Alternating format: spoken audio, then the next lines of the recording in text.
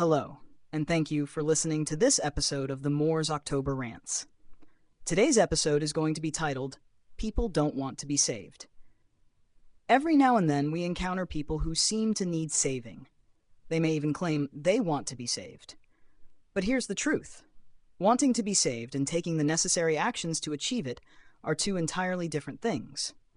Many people go against what needs to be done to improve their situation, and despite your best efforts, their inaction keeps them trapped.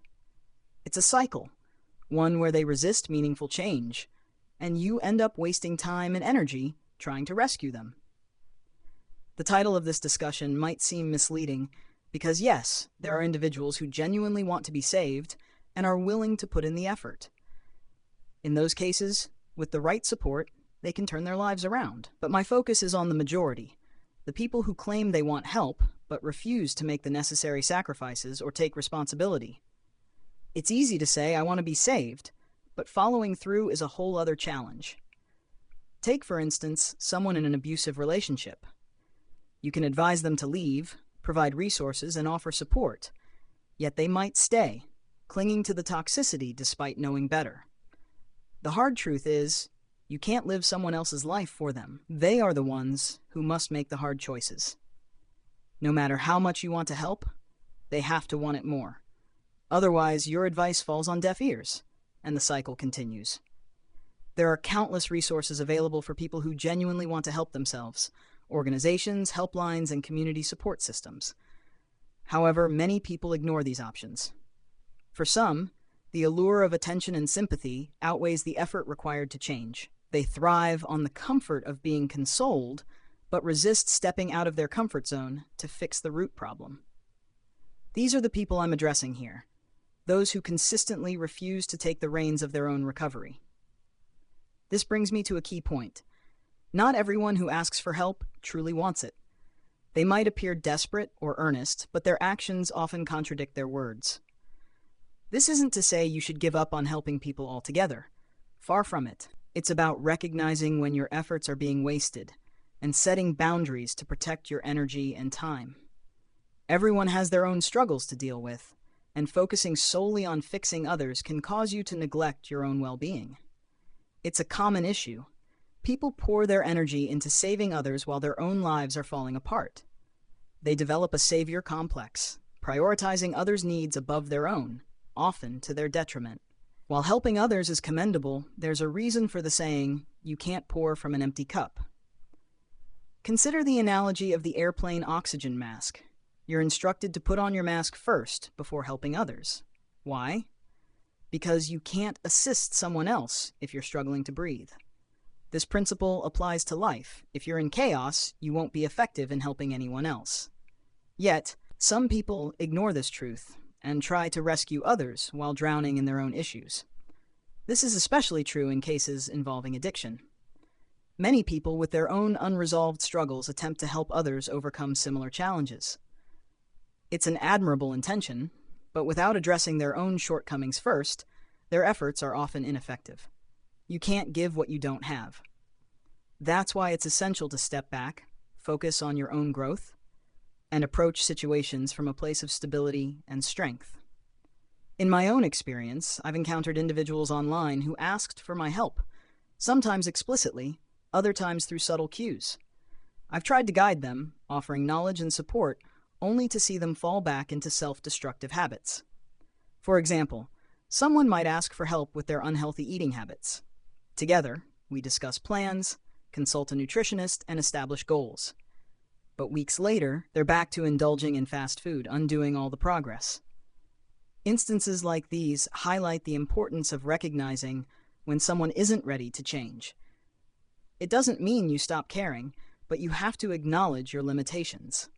There's no point in exhausting yourself for someone who isn't committed to their own improvement. Change has to come from within, and no amount of external effort can substitute for personal accountability. I'm not saying you should never help anyone. On the contrary, helping others can be a beautiful and transformative act. When someone is genuinely ready and willing to change, your support can make a world of difference. But when you repeatedly try to save someone who resists or sabotages their own efforts, it's time to reevaluate your approach. Patience and balance are key. Balance is crucial. You don't need to abandon someone completely, but you also shouldn't dedicate all your energy to someone who isn't putting in the work. It's a delicate dance, being there for someone while encouraging them to take ownership of their journey.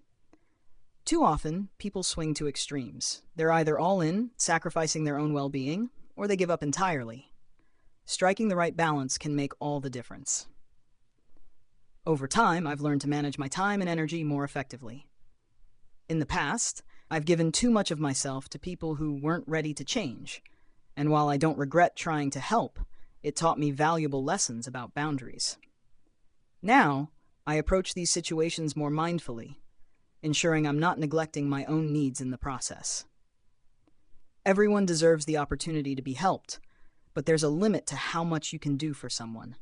If they continuously ignore your advice or refuse to take action, it's a sign to step back. People have to save themselves when they're ready, and readiness is a deeply personal process. For some, it takes years to reach that point. For others, it may never happen. Patience is vital. Sometimes, stepping back and letting someone find their own way is the best thing you can do. It's not about abandoning them, but about giving them the space to grow. Be there when they're truly ready, but don't let their lack of progress drag you down. It's a tough balance to strike, but it's necessary. Looking back, I've seen how my time and efforts have been wasted by those who weren't serious about change. They'd ask for help, then disappear, only to return with the same issues.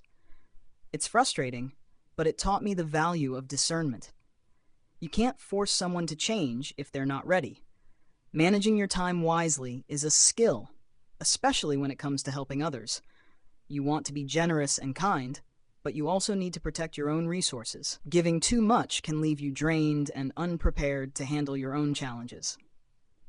Striking the right balance is essential for your well-being and for the effectiveness of your help. Ultimately, everyone has their limits. If you're constantly helping someone who refuses to change, you risk reaching a breaking point. Like the story of the boy who cried wolf, repeated false alarms can erode trust. When someone is truly ready, they need to prove it through their actions, not just their words. This isn't to discourage anyone from helping others. Helping those in need is a noble and compassionate act.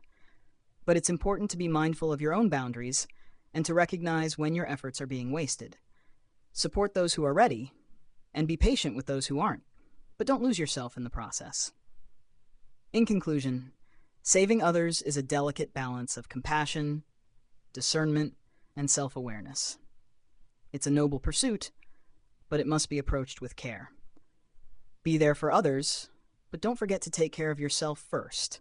Only then can you truly make a difference. Anyways, thank you for listening to this episode of the Moors October Rants. Signing out. Have a good one, guys. Goodbye for now.